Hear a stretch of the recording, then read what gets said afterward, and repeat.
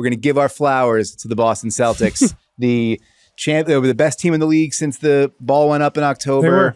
They were the best team throughout the playoffs, and they are a worthy champion, absolutely beating the brakes off of the Dallas Mavericks in Game 5. That they did. 106-88 is your final. 4-1 is your series score. Again, banner 18. I will tell you, as someone who still smells like champagne from the locker room festivities, there was definitely some the Lakers, banner 18 talking going on. Plenty of cigars before the game even ended.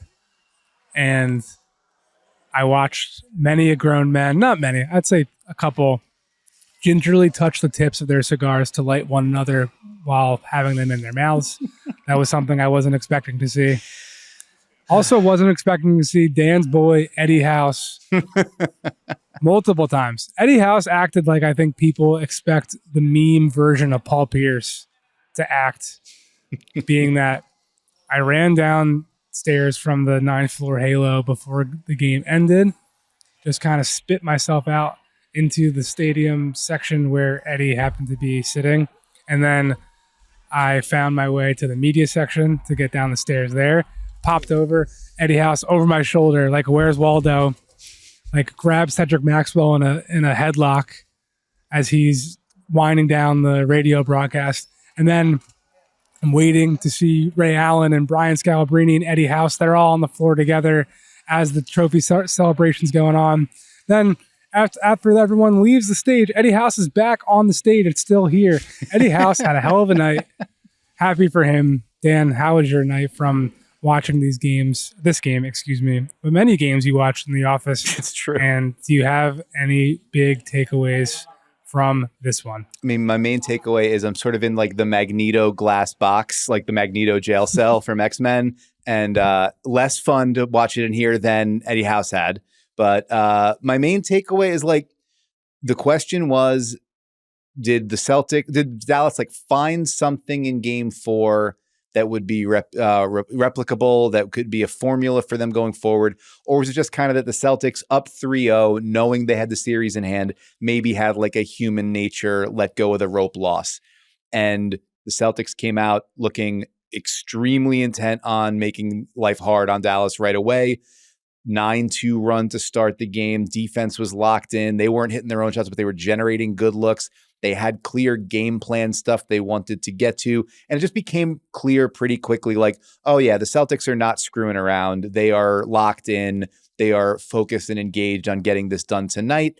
And it wasn't so much that Dallas's formula couldn't have worked, but Boston was like, it reminded you quickly that Boston was just the better team and had been the better team for the entire first 3 games to run up that 3-0 lead. So much of what we saw was a continuation of those first 3 games, where it's like the Celtics can get good shots whenever they want. They have clear buttons they can push to make life hard on Dallas defensively. They have a clear game plan defensively of like, we're going to make everything difficult on Luka Doncic and Kyrie Irving. Kyrie Irving, like absolute House of Horrors performances in Boston, such a gigantic swing from the way he looked in Dallas to the way he looked in Boston. And that was like, if the Boston bet all series long was, if we just grind Luka down and make everything hard on Kyrie, there's not going to be enough supplementary offense elsewhere to make up for it. And even when some of those guys did pop up, like Josh Green making three-pointers in the first half. 4 of 4 to start. Yeah. Deep for Josh Green. Don Exum made a 3 in the first half. Your boy. Definitely my boy. Derek Jones Jr. Am I the biggest Dante Exum fan outside of the country of Australia? Yeah, you're up there. You're certainly up there. And Derek Jones Jr. had 10 points in the first half. I think he'd scored 23 points in the series, and he had 10 in the first half. And Boston just didn't overreact to any of that and was like, that is like the biggest thing of any Joe Mazzulla team is like, this Joe Mazzulla team throughout the season. Like, they do not overreact to when stuff isn't going their way. They stick with the game plan and just keep hammering it. They expect the game to go as they don't expect it to go. One of many wonderful Mazzulla-isms and, the general idea that he's got. But yeah, it felt pretty clear pretty quickly that this was not like a carryover of Game 4. And then when the Celtics went on their big run at the end of the first quarter, it was kind of like, all right, if Dallas doesn't counterpunch early in the second, we're done. And then we got done pretty quick. Yeah, before we get to the end of the run, or the run at the end of the first quarter, definitely stood out to me from the get-go, Drew Holiday as a screener. Either slipping it immediately or setting it and rolling. He had their first 6 points and just kind of found like a crease and a pocket in Dallas's defense that seemed to like be open from the jump. And sure, Dallas played it even. I think it was tied at 16, if memory serves correctly, after they fell down a little bit. But yeah, after that first quarter run where Tatum had one really hard drive and one, he's, flexing and pounding his chest. A lot of emotion out of him, which doesn't usually play with. He's kind of a pretty stoic, reserved guy. I think part of it is for all the external noise and the pressure that gets put on you when, I was really struck by how many people around this organization, around the building tonight were kind of repeating the same theme of like, it's been so long. And like, it's been a long time coming. Like, that's what happens when you make the conference finals when these two guys were a rookie and a sophomore in Tatum's very first year. And it's really not like so early when you think about it. Like, Steph's first title came, if I'm doing mental math off the top of my head, he was drafted in 2009, like 6-7 years after that. Right. LeBron, like Jordan. Like, this isn't, it kind of feels like it happened when it was meant to happen. But like, you could feel all of the noise and all of the naysayers and the doubt kind of, especially,